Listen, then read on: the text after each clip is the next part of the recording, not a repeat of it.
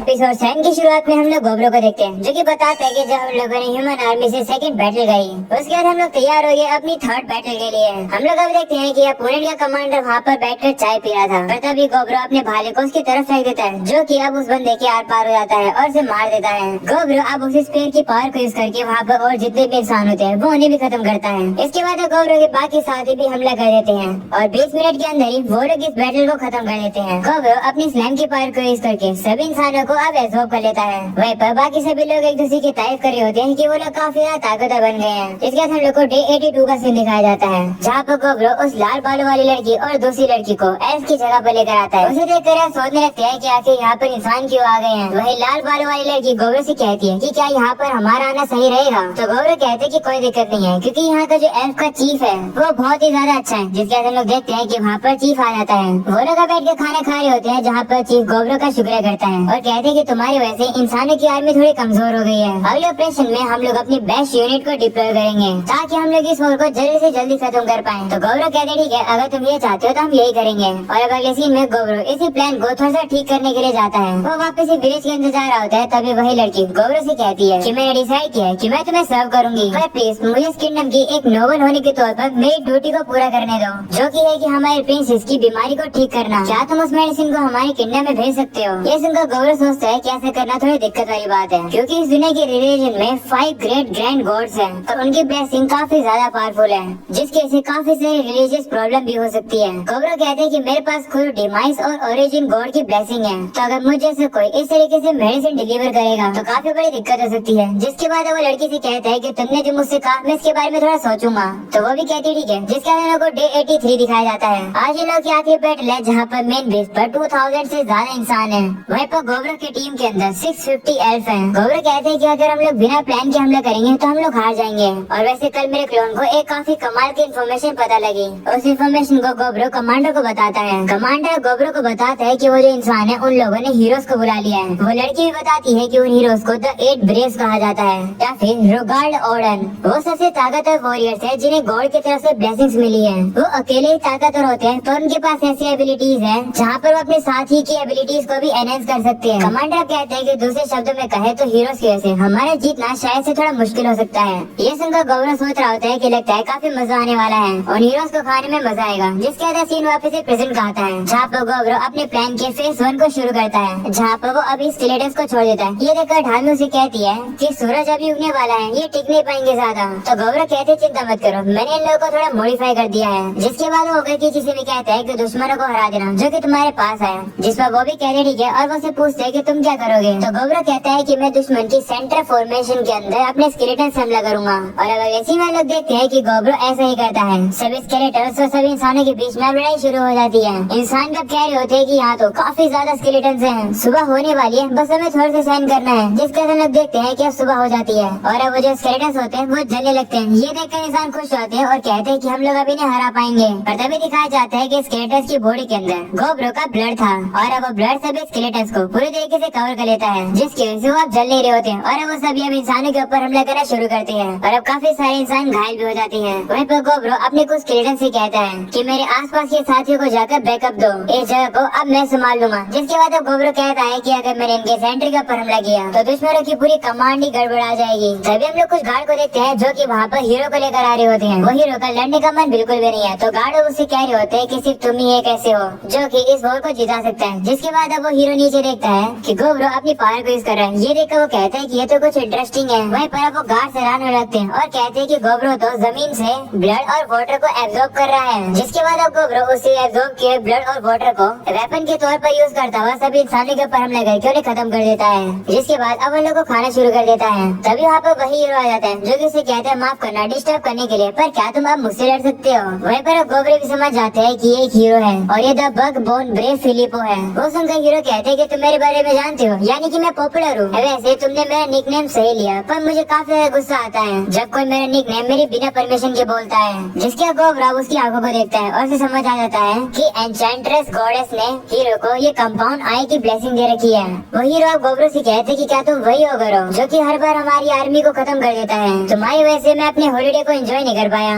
वहीं पर गोब्रो हीरो की प्रेजेंस को फील कर पा रहा होता है, जो कि काफी टेंस होती है, भले ये हीरो बच्ची जैसे क्यों न दिखता हो। इस हीरो को बैठ बैटल के अंदर काफी ज्यादा एक्सपीरियंस है। हीरो गौरव से कहते हैं कि तुम्हें भी गॉड की ब्लेसिंग मिली हुई है ना, लेकिन कौन से गॉड की, जिस पर गौरव कुछ भी रिप्लाई नहीं करता है। तो वो हीरो से कहते हैं कोई बात नहीं, मत बताओ। वैसे ये बग देखो जिन्हें मैंने गॉड की ब्लेसिंग का और नेक्रोमेसी का यूज करके बनाया है। ऐसा बोलने के बाद उन बग्स को बाहर फेंक देता है, वो भी उन मरे हुए इंसानों के ऊपर, जिसकी वजह से वो सभी इंसान जो होते हैं वो आप सभी खड़े होने लगते हैं। ये देखकर गौरव सोचते है कि ये सभी तो ज़ॉम्बी की तरह है, पर अलग है क्योंकि सूरज इन्हें अफेक्ट नहीं कर रहा है। लगता है ये हीरो इन्हें किसी बग के जरिए कंट्रोल कर रहा है, एक बायो वेपन की तरह। वहीं पर अब वो हीरो गौरव से कहता है कि क्या तुम्हें ब्रेव और हीरो के बीच में डिफरेंस पता है? तो गौरव कहते हैं इंडिविजुअल ताकत और number of possible strengthening allies. तो वो हीरो कहते हैं एक हीरो की अकेले की ताकत काफी ज्यादा होती है और वो अपने और 10 साथियों को और ज्यादा एनहांस कर सकता है। वहीं दूसरी तरफ वो जो ब्रेव होते हैं वो हीरोज की तरह ताकतवर नहीं होते हैं और वो अपने एलाइज को भी काफी कम सपोर्ट दे पाते हैं। पर जब हम हीरोज एनहांस करते हैं तो हम अपने 100 साथियों को एनहांस कर सकते हैं। ऐसा बोलकर वो हीरो अपनी पावर को यूज करता है, जिससे कि वो जितने भी ह्यूमंस होते हैं वो अब बक्स में बदलने लगते हैं, जो कि सीधा अब गौरव के ऊपर हमला कर देते हैं। पर गौरव भी काफी आसानी से उन सभी लोगों को हरा देता है। ये देखकर वो हीरो गौरव की काफी तारीफ करता है और कहता है कि मैं अब अगला मूव करता हूँ, मैं अब इन लोगों को डायरेक्टली कमांड दूंगा। जिसके बाद वो हीरो उन बक्स को डायरेक्टली कंट्रोल करने लगता है और गौरव के ऊपर हमला करवाने लगता है। पर अभी गौरव काफी इजीली से उन सभी लोगों को इजीली से हरा देता है। वो देखकर हीरो से कहते हैं कि तुम तो काफी कमाल के हो, तुम्हें अब तक तो मर जाना चाहिए था, पर अभी भी तुम जिंदा हो। पर अब नहीं। ऐसा बोलने के बाद अब हीरो अपनी एक और पावर को यूज करता है और वहाँ पर एक अर्थक्वेक आने लगता है। हम लोग अब देखते हैं कि जमीन में से एक काफी बड़ा सैंडीपीड सामने आता है, जो कि सीधा ही आकर गौरव के ऊपर हमला कर देता है। वो मॉन्स्टर टक्कर मार के गौरव को सीधा एक पत्थर पर दे मारता है। वो हीरो बताने लगता है कि ये सैंडीपीड मेरा बेस्ट पेट है, इसका नाम ओल्ड टीर है। ये बहुत ज्यादा तबाही मचाता है, इसलिए ये फेमस है। मैं यूजुअली तो इसे दूसरी कंट्रीज के सीक्रेट मिशन के लिए यूज करता हूँ। हम लोग अब देखते हैं कि गौरव अब पॉइजन होने लगता है। तो अब हीरो से बताते हैं कि ये मॉन्स्टर तुम्हें पॉइजन करेगा और तुम्हारे ऑर्गन को पैरालाइज कर देगा। इस मॉन्स्टर की पॉइजन की छोटी बूंद से ही तुम मर जाओगे। वैसे ये काफी कमाल की बात है कि तुम अभी भी जिंदा हो। हम लोग अब देखते हैं कि गौरव की हालत अब काफी ज्यादा बुरी होने लगती है। धाम में कोई पता चल जाता है कि कुछ ना कुछ तो गड़बड़ है। वो गौरव की मदद करने के लिए आना तो चाहती है, पर दुश्मनों ने उसे घेर रखा है तो वो आ नहीं पा रही होती है। अगले सीन में लोग देखते हैं कि गौरव की वो मॉन्स्टर काफी बुरी हालत कर देता है। ये देखकर हीरो अपने मॉन्स्टर की तारीफ करता है और वो उसे वापस भेज देता है। वो हीरो कहने लगता है कि मैं गौरव की डेड बॉडी से पता लगा लूंगा कि गौरव को कौन सी गॉड की ब्लेसिंग मिली है। लेकिन तभी अब वो जैसे पीछे मुड़ता है वो देखता है कि वहाँ तो गौरव होता ही नहीं है। गौरव अब अचानक से उसके पीछे आ जाता है और अपने हाथ की पावर का यूज करके वो उसके ऊपर हमला करता है, जिसे वो हीरो डॉज करके थोड़ा पीछे आ जाता है। वो गौरव से कहते हैं कि तुमने मुझे हैरान कर दिया, तुम अभी तक जिंदा कैसे हो? तो गौरव कहते हैं कि मैं तुम्हें क्यों बताऊं। ये सुनकर वो हीरो कहते हैं कि मुझे लगा था कि तुम यही बोलोगे। लगता है कि वो जो पुरानी बॉडी थी वो नकली थी। वैसे मानना पड़ेगा कि तुम कमाल के हो, तुमने तो मेरी आंखों को ही चकमा दे दिया। मेरा वो मॉन्स्टर भी काफी दूर जा चुका है, तब वो अब मदद नहीं कर पाएगा। तब शायद मुझे मेरी सीक्रेट टेक्निक नंबर 1 का यूज करना चाहिए। पर उससे पहले चलो हम लोग एक दूसरे को अच्छे से इंट्रोड्यूस करते हैं। तो गौरव कहते हैं कि मैं तो अपने आप को इंट्रोड्यूस नहीं करूंगा, क्योंकि मैं नहीं चाहता हूँ कि लोगों को मेरे बारे में ज्यादा पता चले। तो वो हीरो कहता है कि ये तो काफी बुरी बात है। चलो फिर मैं अपने आप को इंट्रोड्यूस करता हूँ। मेरा नाम फिलिपो बर्ड लॉ करता है। मैं पूरी कंट्री में 7th नंबर पर आता हूँ, पर फिर भी तुम मेरे बराबरी के हो। ये सुनकर गौरव सीधे इसके ऊपर हमला कर देता है। वो हीरो को उसकी बात भी कंप्लीट नहीं करने देता है। गौरव हमला करके उस हीरो की सीक्रेट टेक्निक को भी तोड़ देता है। हीरो उसे कहने लगता है कि तुम तो काफी ज्यादा रूड हो, मैं तुमसे बात कर रहा था। तब गौरव सीधा उसकी वेपन से उसके सर के ऊपर हमला करता है, पर तभी उस हीरो के अंदर से अजीब से कीड़े निकलते हैं, जो कि गौरव के वेपन को रोक देते हैं। गौरव ये देखकर थोड़ा घबरा जाता है और पीछे हट जाता है। वो हीरो गुस्से में कहने लगता है कि मैंने अपनी सीक्रेट टेक्निक नंबर 1 से पहले अपनी सीक्रेट टेक्निक नंबर 2 यूज कर दी। चलो कोई बात नहीं। ऐसा बोलने के बाद वो हीरो अपने ही साथियों को मार देता है और उनकी पावर उनसे छीन लेता है और वो एक अलग ही चीज में ट्रांसफॉर्म हो जाता है। वो देखकर गौरव उसे कहते हैं कि तुम तो और टेस्टी बन गए हो, तुम्हें खाने में मजा आएगा। ये सुनकर वो हीरो गुस्सा आता है और वो उसके ऊपर हमला करता है, लेकिन गौरव भी उसके अटैक को काट देता है और अब वो उस हीरो के ऊपर हमला करता है और वो हमला उसे लग भी जाता है। ये देखकर वो हीरो गौरव की वापस से तारीफ करता है और कहते हैं कि तुमने मेरे अटैक को डॉज किया और फिर काउंटर अटैक भी किया, काफी कमाल के हो तुम कीप अप कर पा रहे हो, पर फिर भी ये एपिक अवेकनिंग नहीं है, काफी अजीब बात है। तो अब गौरव कहते हैं कि एपिक अवेकनिंग क्या होती है। तो वो हीरो से कहते हैं कि जब मैंने तुमसे तुम्हारा इंट्रोडक्शन मांगा तब तुमने मना कर दिया, इसलिए मैं तुम्हें अब नहीं बताऊंगा कि एपिक अवेकनिंग क्या होती है। तो गौरव कहते हैं ठीक है, मैं तुमसे जबरदस्ती बुलवा लूंगा, वैसे क्या मैं भी तुम्हारी तरह ट्रांसफॉर्म हो जाऊँ। ये सुनकर हीरो कहते हैं कि तुम्हें क्या बकवास कर रहे हो, तुम ऐसे थोड़ी कर सकते हो। तो गौरव से कहते हैं कि तुम्हारी गलतफहमी है, मैं ऐसा कर सकता हूँ। ऐसा बोलने के बाद गोब्रो एक्सोस्केलेटन को ऑन कर देता है। वो देखकर हीरो कहने लगता है कि तो काफी कमाल का है, तुम ये भी कर सकते हो। जिस पर गोब्रो कहता है हाँ, अब हम दोनों एक जैसे फॉर्म के अंदर हैं। ऐसा बोलने के बाद गोब्रो उसके ऊपर हमला करने आ जाता है, पर अब वो हीरो भी उन्हीं टेंटिकल जैसी चीजों से हमला कर देता है गोब्रो के ऊपर। तब गोब्रो काफी तेजी से उड़ता हुआ उसके सारे अटैक्स को डॉज कर रहा होता है। जैसे गोब्रो को मौका मिलता है, वो हीरो को आकर काफी जोर से मुक्का मारता है और अब वो हीरो काफी जोर से जाकर जमीन पर गिर जाता है। अगले सीन में हम लोग गढ़ते को देखते हैं, जो कि अपनी पावर को यूज करके इंसानों की आर्मी को काफी आराम से हरा देती है। ये देखकर ओगर केजी उसकी तारीफ करता है और कहते हैं कि यहाँ पर जितने भी आसपास में दुश्मन थे वो खत्म हो गए। तभी ढामी उठती है और वो लोगों से कहती है कि मुझे थोड़ी सी बुरी फीलिंग आ रही है, मुझे लग रहा है गोब्रो खतरे में है। ऐसे बोलने के बाद अब उन लोगों को वहीं पर छोड़कर गोब्रो को ढूंढने के लिए चली जाती है। वहीं दूसरी तरफ हम लोग देखते हैं कि वो हीरो अभी भी पूरी तरीके से खत्म नहीं हुआ है। गोब्रो अब उससे कह रहा होता है कि मैं तुम्हें यहाँ से जाने नहीं दूंगा, लेकिन अब तभी वो हीरो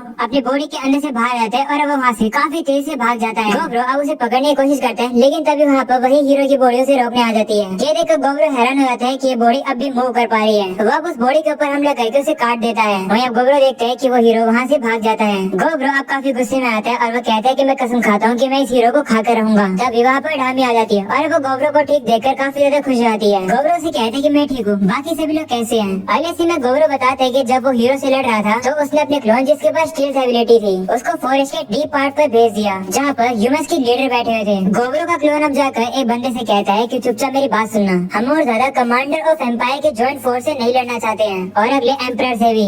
तुम अपने बैग को चेक करो। तब वो बंदा अपने बैग को चेक करता है और वो देखता है कि वहाँ पर तो वही मेडिसिन होती है जिसको वो लोग ढूंढ रहे थे। गोब्रो का क्लोन उससे कहता है कि जाओ जल्दी से ये दवाई को तुम्हारी बीमार प्रिंसेस को दे दो, ये वही दवाई है जिसे तुम लोग ढूंढ रहे थे। अब तुम लोग के पास लड़ने के लिए कोई भी रीजन नहीं बचा है, तो अपनी फोर्सेस को फालतू में मत गवाओ और वापस चले जाओ, मैं भी जा रहा हूँ। ऐसा बोलने के बाद गोब्रो का क्लोन वहाँ से चला जाता है। वहीं पर वो बंदा काफी घबरा जाता है। ये सब देखने के बाद वो सभी से कहते हैं कि हमारी कंट्री के अंदर एक मैसेंजर भेजो और उन्हें बताओ कि हमें वो एल्फ मेडिसिन मिल गई है।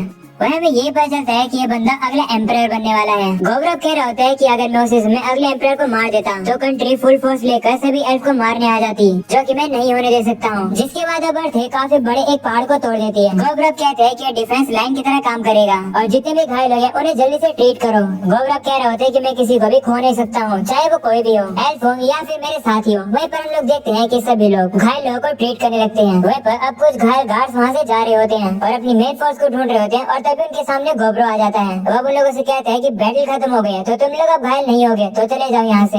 ऐसा बोलने के बाद गोब्रो भी वहाँ से चला जाता है। गोब्रो कह रहा होता है कि अब वॉर खत्म हो गई है, तो मेरे पास एक इम्पोर्टेंट चीज है जो कि मुझे करनी है, और वो है कि जो साथी हमारे इस बैटल में मरे हैं उन्हें क्रीमेट कर देना। इस दुनिया के अंदर ऐसा करना जरूरी है, नहीं तो जो लोग मर जाते हैं वो ज़ॉम्बी और घोस्ट में बदल जाते हैं। हम लोग को ये पता चलता है कि गोब्रो के टोटल 30 साथी मर चुके हैं इस बैटल के अंदर और अब वो सभी को क्रीमेट कर देता है। वहीं पर अब ये सब देखने के बाद तो बाकी सभी लोग काफी ज्यादा इमोशनल हो रहे होते हैं। ये देखकर गोब्रो सोच रहा होता है कि सभी लोगों के रिएक्शन काफी कॉमन है, बट मैं इतना भी ज्यादा दुखी नहीं हूँ, ना ही मैं रो रहा हूँ और ना ही मैं कुछ पछतावे वाला बोल रहा हूँ, क्योंकि जो लोग मर गए मुझे उनके लिए भी जीना होगा। और अब यहीं पर हो जाता है ये एपिसोड खत्म। पसंद आया तो लाइक कर देना, चैनल पर न्यू हो तो सब्सक्राइब कर देना। मिलते हैं अगले एपिसोड के अंदर, तब तक के लिए बाय बाय।